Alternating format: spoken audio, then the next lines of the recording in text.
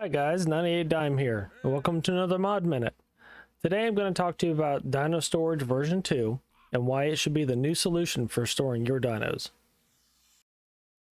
I'm going to start this video off by reading off a few things from the workshop page for Dino Storage version 2.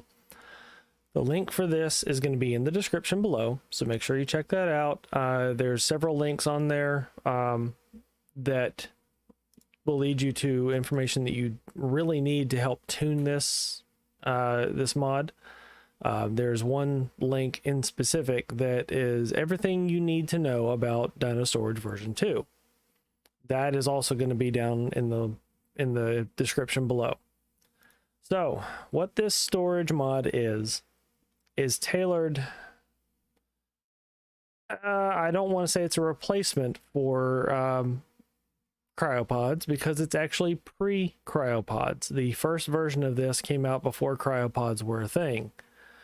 Lethal has been working on this for a long time, and he has been doing a phenomenal job doing it. I'm just going to read off the welcome here for the mod. This mod is designed to store dinos as items similar to a Pokeball. By removing tamed dinos from the world, it allows you to maintain a large library of stored dinosaurs without hurting server performance. No more lag-tastic dino barns or yards. Dino Storage obeys tribe and server tame limits on release while allowing a large library of stored dinos that do not count against your tame limit. The mod is fully customizable by INI, making it easy to balance for PvP or PvE use. Now, on that, the majority of servers that I've seen this used on are PvE. Personally, I don't frequent PvP servers very often, so there's that.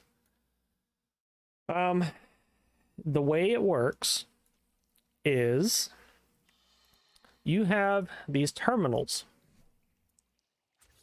And these terminals, when you set them down, and yes, they do snap to various areas on foundations, as you will see out here, possibly, maybe, unless it just snaps to walls. Yeah, it snaps to the walls, excuse me. They do snap to walls. You can place them anywhere on the ground here. And I have S Plus installed, and it's being annoying. Sorry about that. The way it works is you open it up just like you would a chest. It has 300 slots that you can put tames in, and as you can see, I've got several soul traps. These are made using crystal. So we open it up here, go into Dino Storage, and if we want to create 2 of them, it takes how much? 1 crystal to make 2 soul traps, excuse me. Click that, and we have 2 more added to what we had. Now, this mod only adds, I believe, 5 items. It had it listed as 5 items, but I believe it only adds 4 technically. You've got the terminal itself, you've got the soul traps, you've got the soul finder. The way the soul finder works is it's kind of like a UI that allows you to search all of the terminals within an area, I believe. The soul gun is kind of like it's actually modeled after a paintball gun, which is rather funny in my opinion. But if you have soul traps in your inventory, just like I do, right there, you can shoot them to pick up your dinos. So let's say I have my bird out, and I need to pick it up. I just shoot it with the gun, and boop, there it goes. It's back in my inventory. Now, the really neat thing about this mod is it is completely clean and stackable. It has no list priority whatsoever. The game content is no game content is remapped or altered. It only adds his own items to the game. This mod should work with modded dinos, and I have done a little bit of testing, and it does, as well as vanilla. It's compatible with future releases of Ark. So as Ark updates, it's always going to be compatible. He has been doing a lot of updates on it. He updates it very regularly, and he's been awesome about it. If Ark is updated with new color IDs, the soul traps will reflect that. As you can see in the description here, you will see there it says colors, and it has each of the color regions and shows what color they are. Also, if Ark is updated with new dinos, the soul traps can trap them. I unfortunately do not have any of the new dinos on this map because we are on the island. So there's that. But they do accept modded dinos. Case in point, we have Kraken's Better Dinos on this server. And the Argents are changed. That's actually a really good example. See, they don't take off when you hop on them. You can walk forward just like normal. You can walk backward with them. They are a Kraken's Better Dino bird. I've also been on several servers that had maps that had their own creatures, and you can still soul pod them. So what this terminal does is obviously it stores your dinos. You throw them in there, it stores your dinos. You can preview all the information on them. Okay, great. But what it also does is it has these functions under automation. It will automatically collect any fertilized eggs. It'll incubate them. If you have animals in there that produce eggs, it will produce within the terminal, as long as that animal is in the terminal, it will produce unfertilized eggs. And all of these options here have to be enabled in the INI. If they're not, then none of this is going to work. So you get to pick and choose what you want for your server. It'll produce any kind of poop. It'll also produce owl pellets. So kind of keep that in mind. They will take up a lot of space. Your beetles, any poop that's in there from animals that are in the terminal, it'll convert to oil and fertilizer. If you have iguanodons in there, if you put any kind of food or any kind of fruit, like berries or anything that is a crop, if you put that in there, it'll convert that to the seeds. Sheep will create wool. Queen bees will create honey.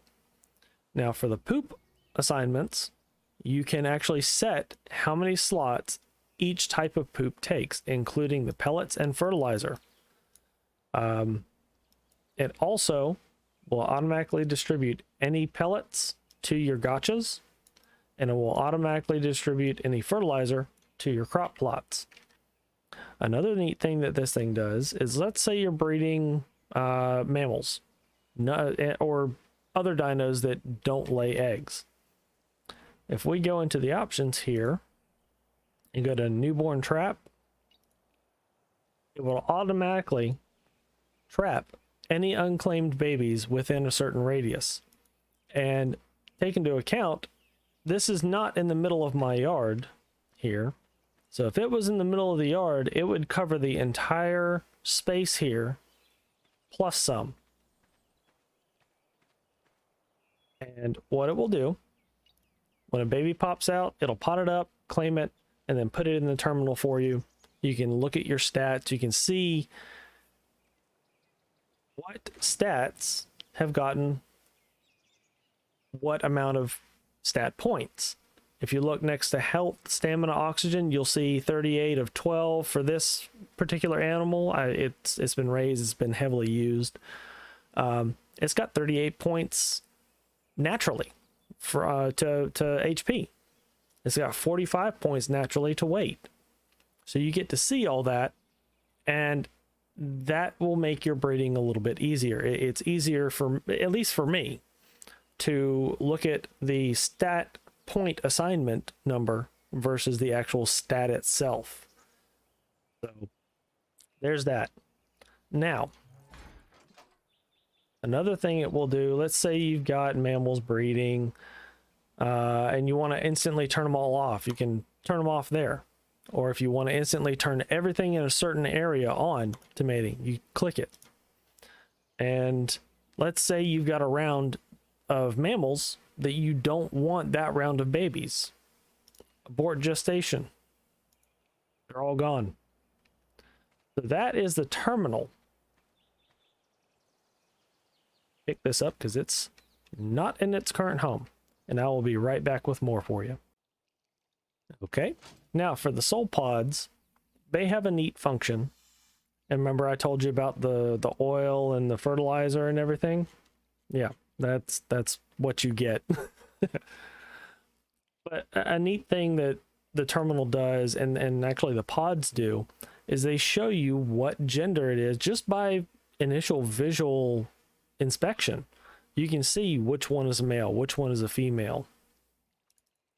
Now, another thing it does is any animals that do not have a sex, like dung beetles, they are orange.